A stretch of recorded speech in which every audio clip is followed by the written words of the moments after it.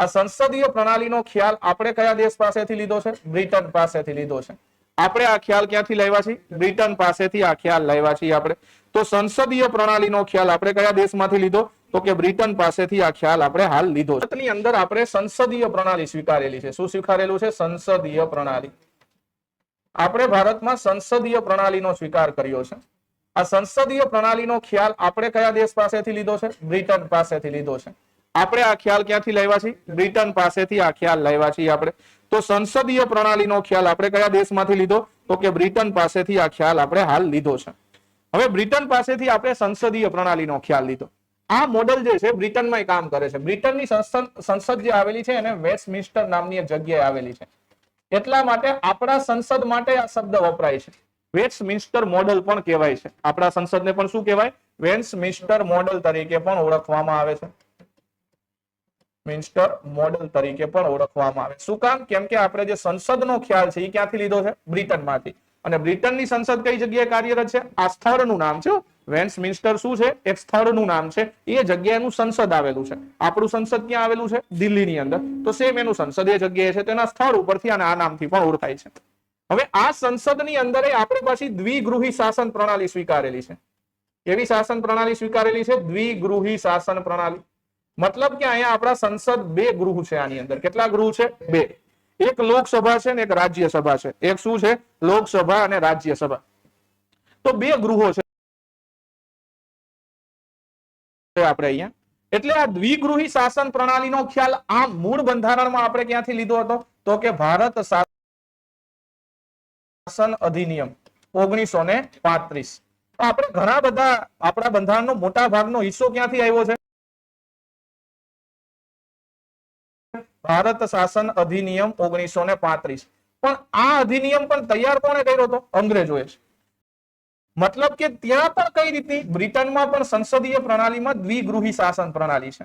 મતલબ કે જો તમને એમ પૂછે કે સંસદીય પ્રણાલી અને દ્વિગૃહી શાસન વ્યવસ્થા આ બંને ખ્યાલ આપણે ક્યાંથી લીધા? બ્રિટનમાંથી. પણ આ ખ્યાલનો ઉલ્લેખ ઓલરેડી ભારત શાસન અધિનિયમમાં પણ હતો. આપણે બંગાળમાં દ્વિગૃહી શાસન પદ્ધતિ શરૂઆતમાં ચાલુ કરી હતી. તો આવી રીતે આપણે અહીંયા બે પ્રકારે બે ગૃહનું શાસન છે ને એ પ્રમાણે વહીવટ ચાલે છે. આપણું સંસદ ક્યાં આવેલું છે? તો કે આપણું સંસદ આવેલું છે દિલ્હીની અંદર.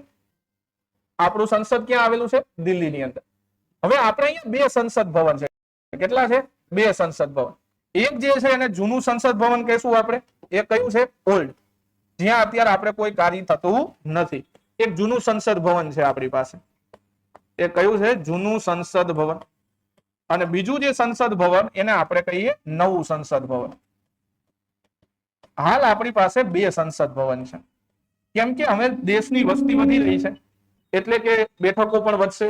એ બેઠકો વધશે તો જૂના સંસદ ભવનમાં એ પ્રકારની વ્યવસ્થા હતી નહીં. એટલે મોદી સાહેબે એક વિસ્ટા પ્રોજેક્ટ અંતર્ગત એક નવું સંસદ ભવન નિર્માણ કરવાનું શરૂ કરાવ્યું. હવે જે ઓલ્ડ સંસદ ભવન છે આ બહુ અગત્યનું છે સ્થાપત્યની દ્રષ્ટિએ. એટલે જૂનું આપણું જૂનું જે સંસદ ભવન છે આની ડિઝાઇન તૈયાર કરનાર બે ફ્રેન્ચ આર્કિટેક્ચર હતા. એકનું નામ હતું એડવિન લ્યુટિન્સ હતો. એ કોણ હતો? એડવિન લ્યુટિન્સ. અને બીજા વ્યક્તિનું નામ હતું હાર્બર્ટ બ્રેકર. બીજો વ્યક્તિ કોણ હતો? હાર્બર્ટ બ્રેકર.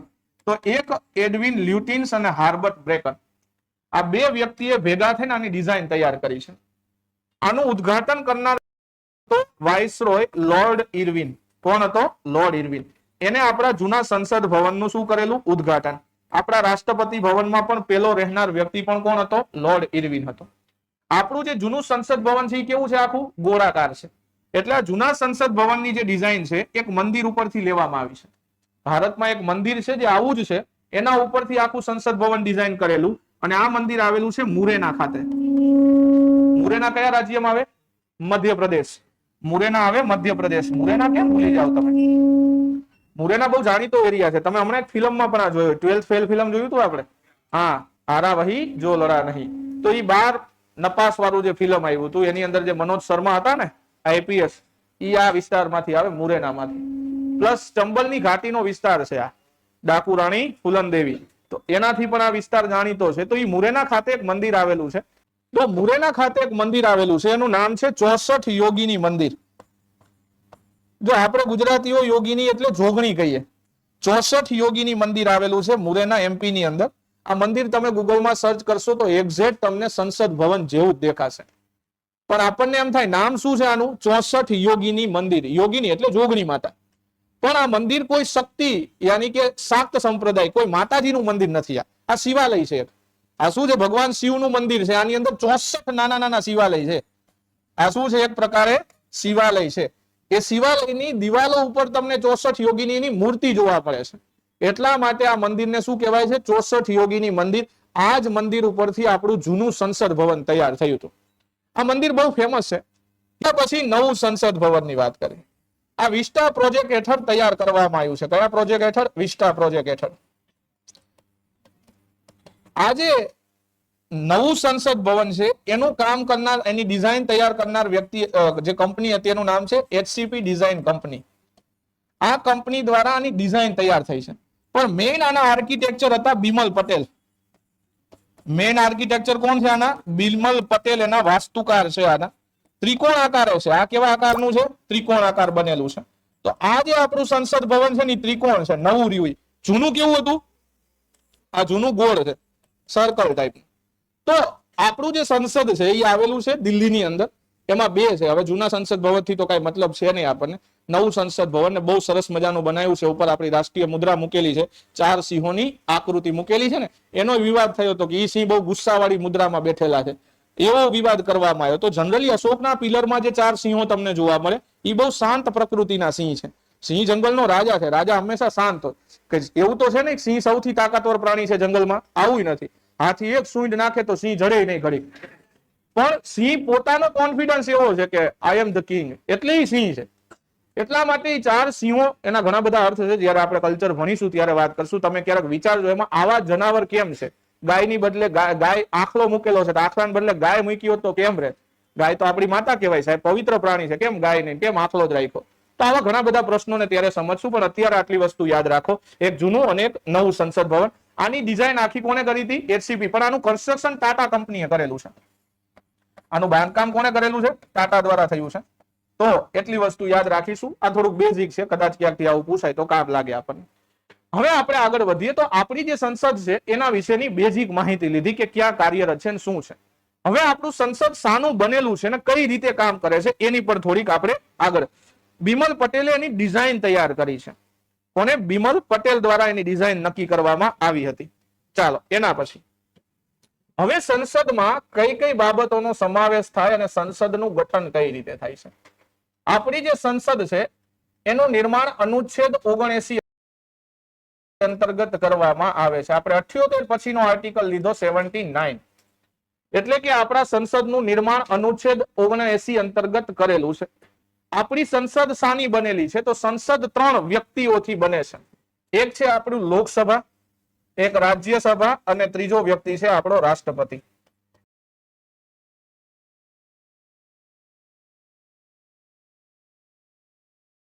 એટલે કે આપણા સંસદના નિર્માણમાં ઉપલું ગૃહ છે એને કહેવાય છે રાજ્યસભા.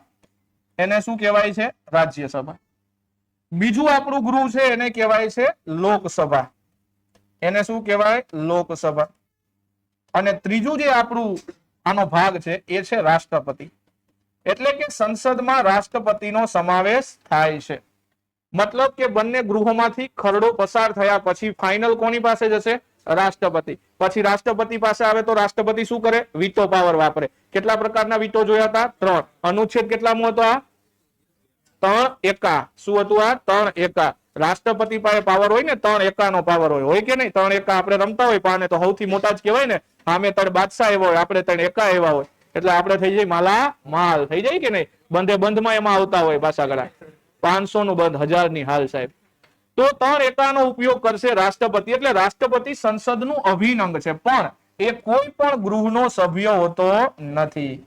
રાષ્ટ્રપતિ જે છે એ કોઈ પણ ગૃહનો સભ્ય હોતો નથી. તો પેલા તો આટલી વસ્તુને યાદ રાખો ખાસ કે જે રાષ્ટ્રપતિ, લોકસભા અને રાજ્યસભા, સંસદ છે એ 3 વસ્તુનું બનેલું છે. એક રાજ્યસભા, જેને આપણે કહેશું ઉપલું ગૃહ કહેવાય કે નીચલું ગૃહ? ઉપલું ગૃહ કહેવાય. તો કે રાજ્યસભાને આપણે ઉપલું ગૃહ કહીએ. લોકસભાને શું કહેવાય? નીચલું ગૃહ કહેવાશે. આને નીચલા ગૃહ તરીકે ઓળખશું. એ સિવાય લોકસભાને પ્રથમ ગૃહ પણ કહેવાય. આને શું કહેવાય? પ્રથમ ગૃહ પણ કહીએ છીએ. રાજ્યસભા માટે બીજું ગૃહ શબ્દ પણ વપરાય છે. બીજું ગૃહ ઘણા બધા નામ છે. આને હાઉસ ઓફ એલ્ડર્સ કહેવાય, એલ્ડર્સ ગૃહ કહેવાય, આ સિવાય કાઉન્સિલ ઓફ સ્ટેટ કહેવાય, ઘણા બધા નામ છે, હમણાં જોઈશું આપણે. અત્યારે આ ત્રણ વસ્તુને યાદ રાખો. એક લોકસભા હોય, એક રાજ્યસભા હોય, ત્રીજો કોણ હોય? રાષ્ટ્રપતિ. રાષ્ટ્રપતિ કોઈ પણ ગૃહનો સભ્ય હોય નહીં. આર્ટિકલ કેટલામો? 79. એટલે કે ભારતના સંસદની જોગવાઈ કયા અનુચ્છેદમાં આપેલી છે? 79. એના અંતર્ગત ભારતનું સંસદ કેટલા વસ્તુથી બને? 3. એક શું છે? રાજ્યસભા. બીજું લોકસભા. ત્રીજું કોણ? રાષ્ટ્રપતિ. ઉપલું ગૃહ કયું? રાજ્યસભા. નીચલું ગૃહ? લોકસભા. પેલું ગૃહ કયું? લોકસભા. બીજું ગૃહ? રાજ્યસભા. હવે આપણે જોઈએ કે આ જે બંને ગૃહો છે, આ બંને ગૃહોમાં બેઠકો કઈ રીતે ગોઠવાયેલી છે, સીટોની વહેંચણી કઈ રીતે છે. તો સૌથી પહેલા આપણે અહીંયા ટાઇટલ મારી સંસદ, અને આ સંસદની અંદર આપણે બે ગૃહોની વાત કરી. સંસદના ગૃહમાં બેઠકો, ગૃહમાં બેઠકોની સંખ્યા, બેઠકોની સંખ્યા વિશે ચર્ચા કરીએ કે સંસદમાં ગૃહની બેઠકોની સંખ્યા શું છે. ઓકે, ચાલો. નવું સંસદ ભવન હજી ગઈ સાલ તો બનાવ્યું વાલા આપણે 2024 માં. ગઈ સાલ જ તૈયાર થયું હજુ. ચાલો, હવે આપણે બંને ગૃહોની જ વાત કરીએ કે બંને ગૃહમાં બેઠક કઈ રીતે છે. પેલા આપણે અહીંયા લઈએ રાજ્યસભા, કેમ કે આ ઉપલું ગૃહ છે તો એને પેલા આપણે માન આપીએ. અને બીજું ગૃહ છે લોકસભા, તો અહીંયા આપણે લખીએ લોકસભા. અહીંયા શું લખીએ? લોકસભા. આ બે ગૃહમાં બેઠકો કઈ રીતે છે એની ચર્ચા કરીએ. પેલા રાજ્યસભાનું ઓપરેશન કરીએ. પેલા શેનું? રાજ્યસભા. રાજ્યસભાની અંદર બંધારણમાં જોગવાઈ કેટલી છે અને હાલ કેટલી છે એ રીતે આપણે બંને ડેટા લખતા જશું હારે હારે. એટલે એક જ મેપમાં મને ઘણો બધો ડેટા યાદ રહી જાય. તો કે રાજ્યસભાની અંદર જો વાત કરીએ તો બંધારણમાં જોગવાઈ મુજબ કેટલી બેઠકો હતી? 250. મતલબ કે બંધારણમાં 250 કુલ બેઠકોની જોગવાઈ છે. પણ હાલ કેટલી છે આપણી પાસે? 245 છે. હાલ કેટલી છે? 245. ક્લિયર? કુલ કેટલી છે? 250. હાલ કેટલી? 245. હવે કુલ જે 250 છે આમાં આપણે બધા જાણીએ છીએ નિમાયેલા સભ્યો છે અને એક ચૂંટાયેલા સભ્યો છે. નિમાયેલા સભ્યો કેટલા છે રાજ્યસભામાં? 12. આ 12 સભ્યો છે એ કેવા છે? નિમાયેલા. એના પછી વૈધા કેટલા આપણી પાસે? 238. આ 238 સભ્યો જે છે એ કેવા છે? ચૂંટાયેલા છે. આ કેવા છે? ચૂંટાયેલા છે. હવે એ જ કન્ડિશનને આ બાજુ લઈ જઈએ આપણે.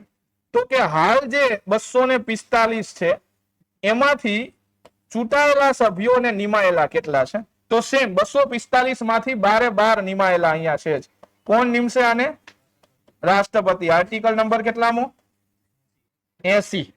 આર્ટિકલ નંબર 80 મુજબ રાજ્યસભામાં 12 સભ્યોની નિમણૂક કોણ કરે? રાષ્ટ્રપતિ. કઈ શાખામાંથી? કલા, વિજ્ઞાન, સાહિત્ય અને સમાજ સેવા.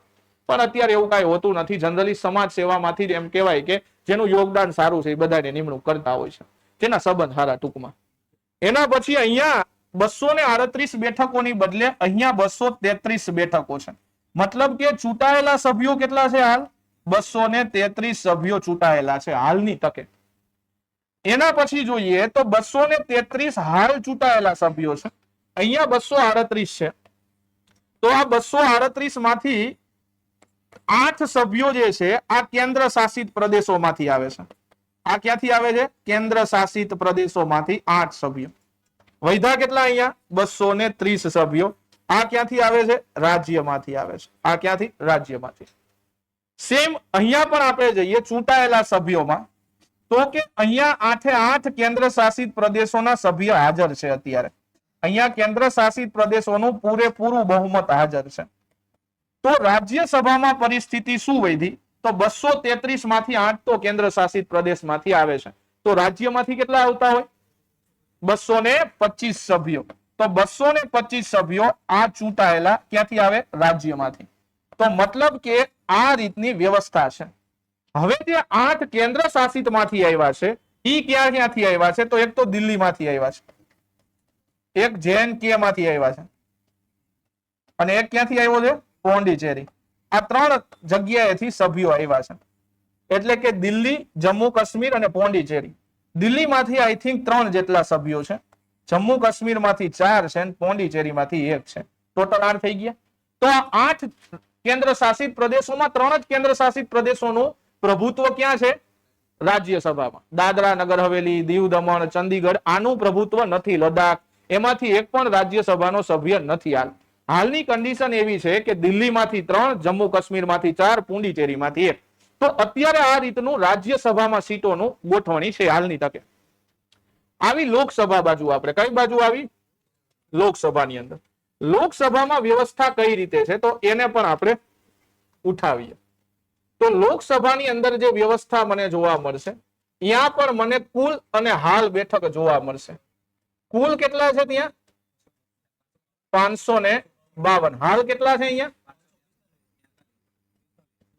543 છે. 42 કે 43? 43. તો હાલ અહીંયા 543 છે. અહીંયા કેટલા છે? 552 છે. હવે જો અહીંયા 552 માં કઈ રીતે વ્યવસ્થા છે તો કે અહીંયા જે વ્યવસ્થા છે એ બે રીતે છે. અહીંયા ચૂંટાયેલા આવે છે ને, કેટલા આવે ચૂંટાયેલા? 550 સભ્યો તમને અહીંયા ચૂંટાયેલા જોવા મળશે. કેટલા? 550 સભ્ય ચૂંટાયેલા છે અહીંથી. એના પછી અહીંયા આપણે જોઈએ છીએ તો કેટલા બધા? 2. આ 2 સભ્યો જે એંગ્લો ઇન્ડિયન ની જોગવાઈ હતી આ શું છે? નિમાયેલા છે. મતલબ કે 2 નિમાયેલા, 550 ચૂંટાયેલા છે. હવે અહીંયા 550 માં પાછી જોગવાઈ એ જ રીતે આગળ વધે કે કેન્દ્ર શાસિત પ્રદેશમાંથી કેટલા આવે? 20. 20 આવશે કેન્દ્ર શાસિત પ્રદેશોમાંથી. 20 ક્યાંથી આવશે? કેન્દ્ર શાસિત. અને રાજ્યમાંથી કેટલા આવશે? 530 સભ્યો આવશે. 530 આવશે રાજ્યમાંથી. તો અહીંયા પણ એ જ પ્રમાણેની ગોઠવણ ચાલે છે. કુલ 552 છે. આપણે અહીંયા એક ને 3 જાર થઈ ગયા.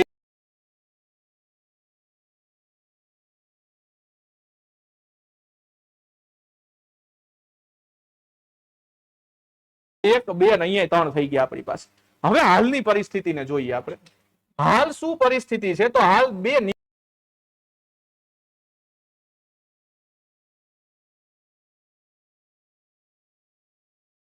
નિમાયેલા તો છે જ. 2 સભ્ય કેવા છે? નિમાયેલા છે આપણી પાસે. અત્યારે નથી પણ આપણે માનીએ કે 2 સભ્યોને અહીંયા નિમણૂક તો આપવાની જ હોય. કુલ જે 543 હોય છે એમાંથી. હવે હાલ અહીંયા આપણે રાજ્યમાંથી કેટલા છે અને કેન્દ્રમાંથી કેટલા છે એની વાત કરીશ. પેલા રાજ્યની વાત કરી દે. પેલા શેની વાત કરી? રાજ્યમાંથી. તો રાજ્યમાંથી અહીંયા સભ્યો કેટલા છે અને કેન્દ્રમાંથી કેટલા આવે? તો કે રાજ્યમાંથી સભ્ય અને કેન્દ્રમાંથી કેટલા આવશે? કેન્દ્ર શાસિતમાંથી 19 સભ્યો આવશે. કેટલા? 19. તો રાજ્યોમાં કેટલા વધ્યા હવે? 524 સભ્યો. હવે 524 સભ્યો સીધા ચૂંટાયેલા છે રાજ્યમાંથી. હવે 19 માંથી અલગ અલગ રાજ્યો, અલગ અલગ કેન્દ્ર શાસિત પ્રદેશોમાંથી સભ્ય આવશે. અહીંયા અલગ અલગ કેન્દ્ર શાસિત પ્રદેશોમાંથી સભ્ય આવશે. જેમાં એક આવશે જમ્મુ કાશ્મીર, એક આવશે દિલ્હી. જમ્મુ કાશ્મીર અને દિલ્હી આનું સૌથી વધારે વર્ચસ્વ છે. જેમાં જમ્મુ કાશ્મીરમાંથી કેટલા સભ્ય અને દિલ્હીમાંથી કેટલા સભ્ય? તો કે અહીંયા જુઓ, અહીંયા જમ્મુ કાશ્મીરમાં કેટલા હતા? 4. અહીંયા દિલ્હીમાં કેટલા? તો કે અહીંયા 5 છે. દિલ્હીમાંથી કેટલા છે? અહીંયા 5 છે. આઈ થિંક પાકો મને આંકડો નથી.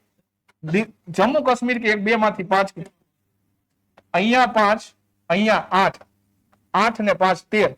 અને અલગ અલગ રાજ્ય કેન્દ્ર શાસિત પ્રદેશો જેમ કે લદ્દાખ, પોંડિચેરી, દાદરા નગર હવેલી. એના પછી દાદરા નગર હવેલીમાં જઈએ.